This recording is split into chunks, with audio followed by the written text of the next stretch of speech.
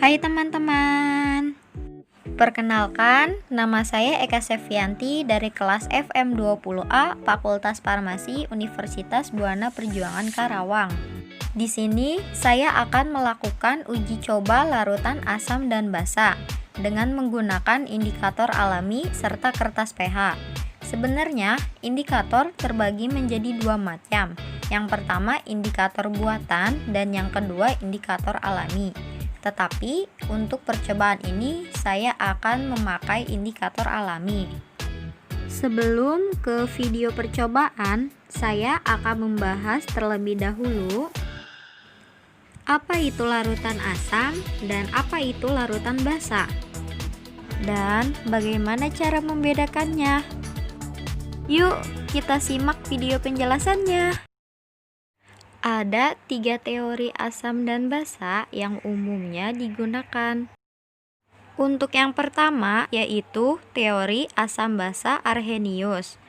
Arrhenius berpendapat bahwa dalam air larutan asam dan basa akan mengalami penguraian menjadi ion-ionnya. Asam merupakan zat yang di dalam air dapat melepaskan ion hidrogen atau H+. Sedangkan basa merupakan zat yang di dalam air dapat melepaskan ion hidroksida atau OH-. Untuk yang kedua yaitu teori asam basa Bronsted-Lowry. Menurutnya, asam adalah senyawa yang dapat memberikan proton atau H+ kepada basa atau donor proton. Sedangkan basa adalah senyawa yang dapat menerima proton atau H+ dari asam atau akseptor proton. Untuk yang terakhir yaitu teori asam basa Lewis. Menurutnya, asam adalah senyawa akseptor pasangan elektron dari atom lain untuk membentuk ikatan baru. Dan basa adalah senyawa pendonor pasangan elektron untuk membentuk ikatan baru. Nah, ini adalah perbedaan antara asam dan basa. Bagaimana penjelasannya? Semoga kalian paham ya, dan semoga bisa membedakan antara larutan asam dan basa. Untuk selanjutnya, mari kita simak video praktikumnya. Stay tune!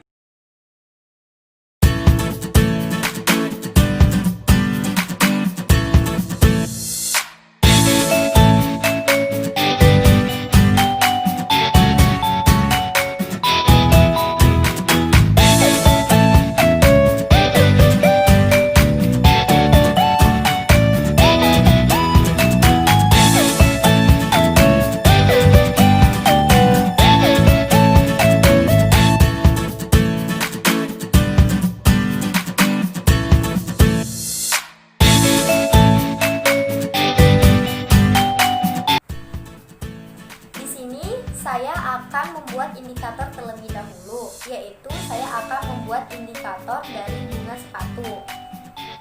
Oke, untuk langkah pertama yaitu siapkan alat dan bahannya. Untuk yang kedua yaitu ambil mortir dan stepper dan letakkan bunga sepatu 2-3 bunga ke dalam mortir. Kita ambil dulu ya.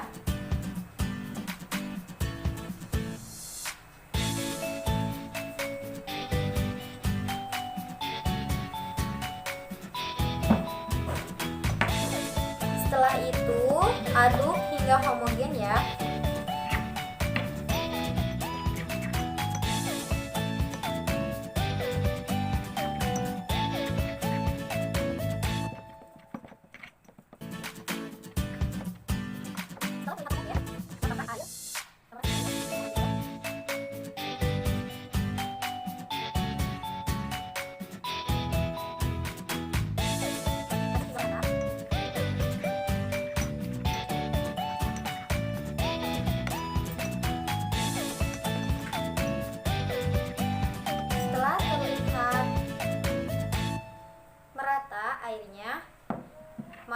indikator siap dipakai. Nah, untuk selanjutnya yaitu saya akan membuat indikator yang kedua, yaitu indikator dari bunga telang. Untuk langkah pertama yaitu siapkan gelas plastik terlebih dahulu. Langkah kedua, masukkan bunga telang ke dalam gelas plastik tersebut.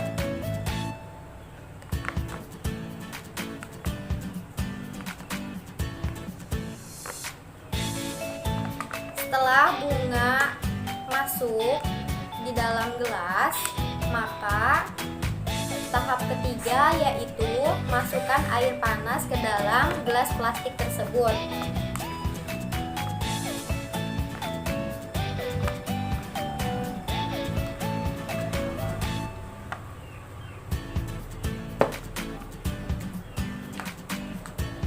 Nanti gelasnya bisa disesuaikan dengan yang di rumah ya guys. Kita tunggu sampai bunga telang ini mengeluarkan warnanya.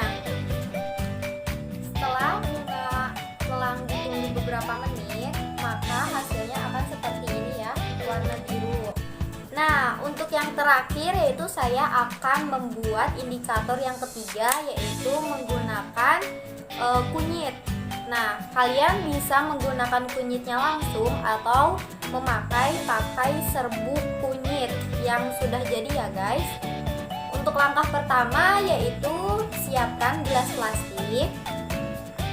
Kedua, siapkan kunyit bubuknya. Saya memakai kunyit bubuk ini karena lebih simpel dan lebih mudah untuk dipakai. Nah, untuk tahap kedua yaitu serbuk kunyit ini. Serbuk kunyit ini dimasukkan ke dalam gelas plastik ya. Jadi kita tidak perlu memarut atau sedikit saja kunyitnya. Setelah bubuk kunyitnya masuk ke dalam gelas plastik, yang ketiga yaitu tambahkan air secukupnya.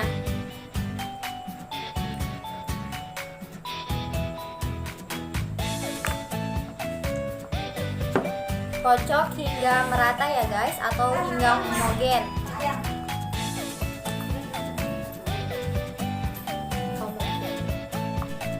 Setelah larutan homogen, maka indikator tersebut siap dipakai.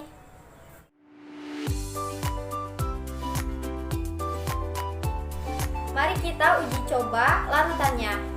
Di sini saya menggunakan larutan obat mah, air sampo, air sabun deterjen, air baik clean, air cuka, dan air jeruk. Kita akan masukkan indikator yang pertama yaitu bunga sepatu. Indikatornya yang tadi dibuat ya guys. Masukkan 2-3 tetes kepada larutannya. Pertama saya akan memasukkan kepada obat mah.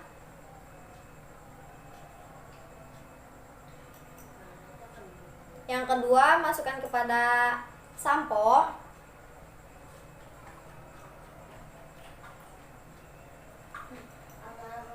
Yang ketiga masukkan kepada sabun.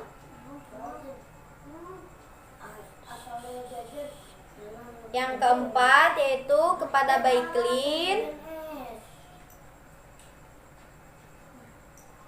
Yang kelima yaitu kepada air cuka. Dan yang keenam yaitu kepada air jeruk. Nah, untuk uji coba yang kedua yaitu saya akan memasukkan indikator yang kedua yaitu menggunakan bunga telang pada larutan-larutan tersebut. Kita masukkan ke obat mah.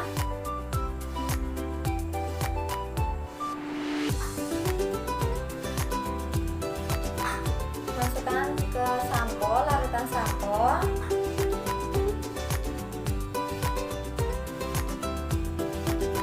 masukkan ke larutan sabun.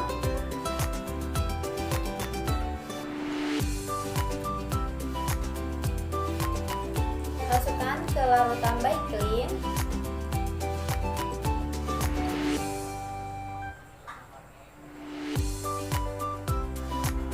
Masukkan ke larutan cuka.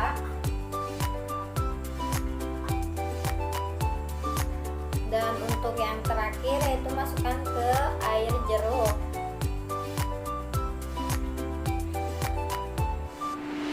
Nah, untuk percobaan yang ketiga yaitu menggunakanlah indikator kunyit.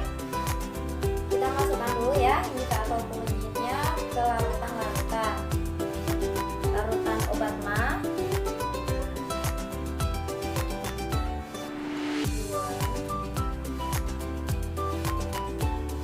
larutan sampo,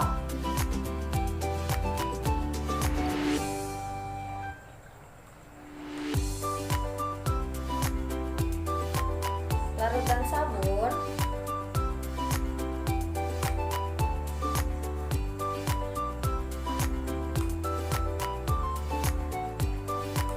larutan Baiklin,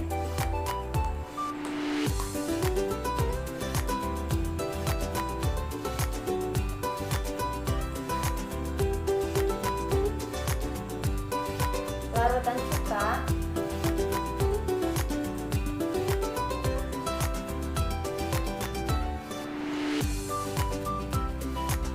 dan air jeruk.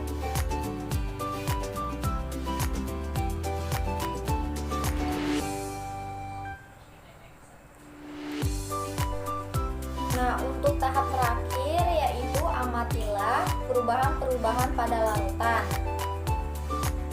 Mengamati pada larutan itu bisa menggunakan perubahan warnanya, dilihat dari perubahan warnanya, bisa menggunakan kertas lakmus dan bisa juga menggunakan kertas PH. Di sini saya akan menggunakan melihat dari perubahan-perubahan warnanya. Jika itu terang, maka itu termasuk asam. Dan jika itu pekat atau gelap, maka itu termasuk basah. Nah, untuk selanjutnya yaitu mari kita simak kesimpulan videonya.